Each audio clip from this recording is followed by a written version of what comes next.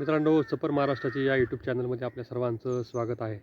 आपण पाहत आहात, हे बघा, अष्टविनायक क्षेत्र, त्यातील एक महड एक क्षेत्र ते खालापूर तालुक्यामध्ये येतं, खोपोलीच्या नजदीक.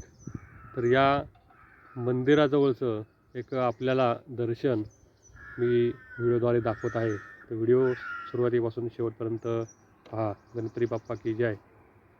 हे बघा, एक सुंदर असं तळं महड अष्टविनायक क्षेत्रापाशी आहे. ते बघा, तुम्हाला कासव पण दाखवतो. दोन कासव दिसतात पाण्यामध्ये पोहतात. कछवा मछली पण आहे, बदकं पण आहेत बघा. इथं बदकाची जोडी आहे मस्त सुंदर.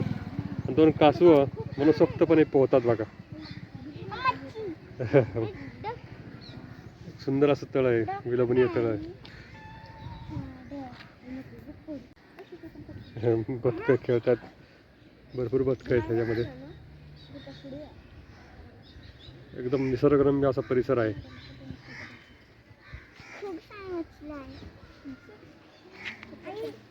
हे मच्छी बघ दीदी, मच्छी बघ. बदकं बघ, थोडा हातला बघ. एकदम सुशोभीकरण त्या ठिकाणी केलेलं आहे.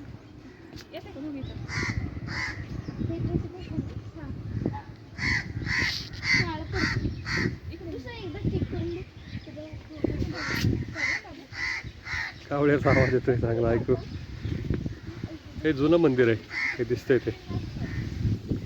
आता नंतर तिकडे नवीन मंदिर निर्माण झालंय.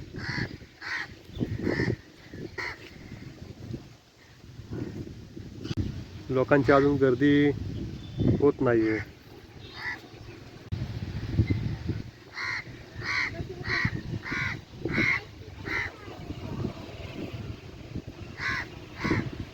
ही इमारत आहे ती राहण्यासाठी, भक्त निवास.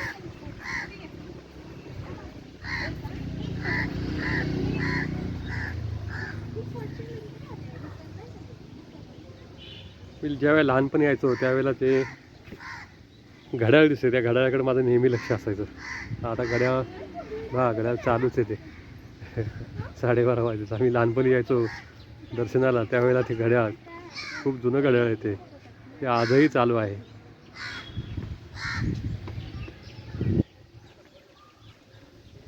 आपण वेळ मिळाला तर अवश्य भेट द्या. असं एकदम सुंदर असं ठिकाण आहे खालापूर तालुक्यातील.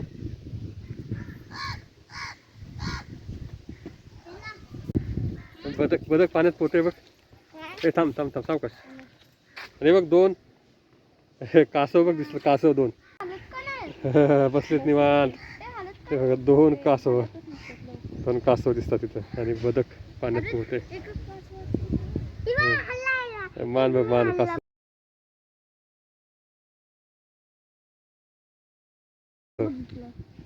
कासव. ते दोन कासव आहेत छान पैकी.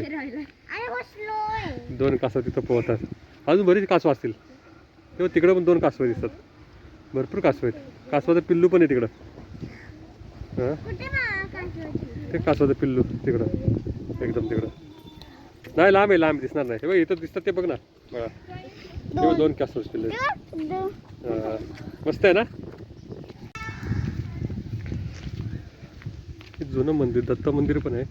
आणि जुनी मूर्ती त्या ठिकाणी आहे गणपती देवाची. भक्त निवास सुंदर परिसरामध्ये एकदम. पिंपळाचं खूप मोठं वृक्ष आहे. आणि हे गणपतीचं मंदिर आहे, गणपती देवाचं मंदिर.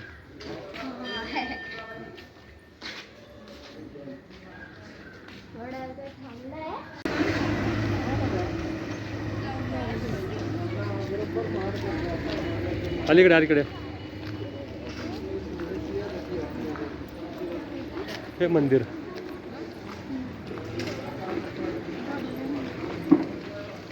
पाय पुढं आपण तिकडे जाऊन. चला सरळ हां बघू पुढचं या. गणपती देवाचं मंदिर, गणपती संस्थान महड, वरद विनायक मंदिर.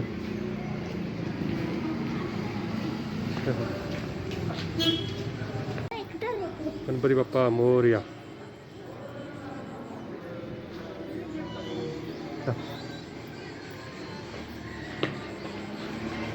आपण हे घ्यायचं का? मला आली अलीकडे आली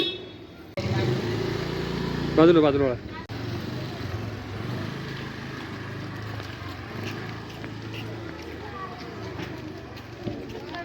अलीकडे मला अलीकडे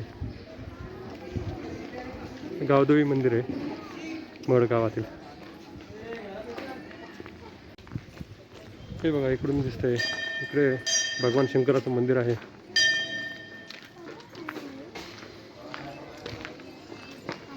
उंबराचं भरं मोठं झाड दिसतंय.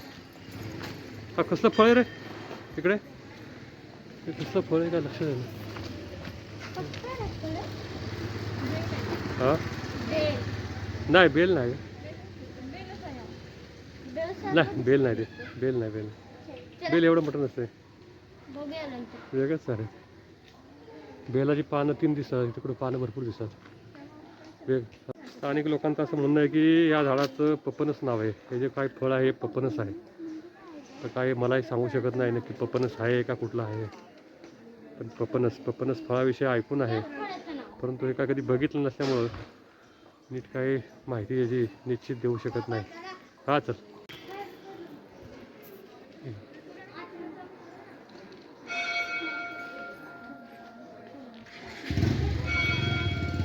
मंदिर खूप मोठं मंदिर आहे.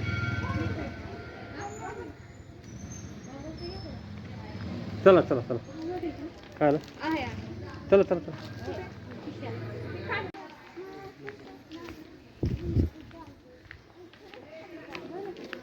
दत्त मंदिर आहे इथे आणि त्या ठिकाणी जुनी मूर्ती सुद्धा आहे. आणि हे भक्त निवास.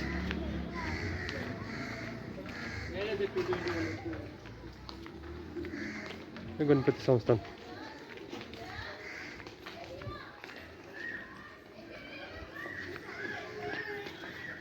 राहूकेतूचं मंदिर सुद्धा आहे अलीकडे. तर असं हे अष्टविनायक क्षेत्र महड आपण अवश्य भेट द्या आपल्या सवडीनुसार.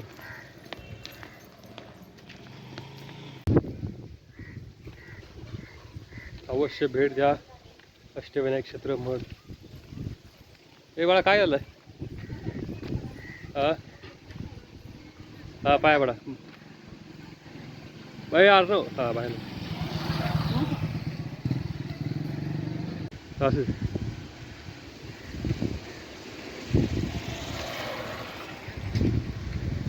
एकदम सुंदर वातावरण आहे. नारळाची झाडं आहेत.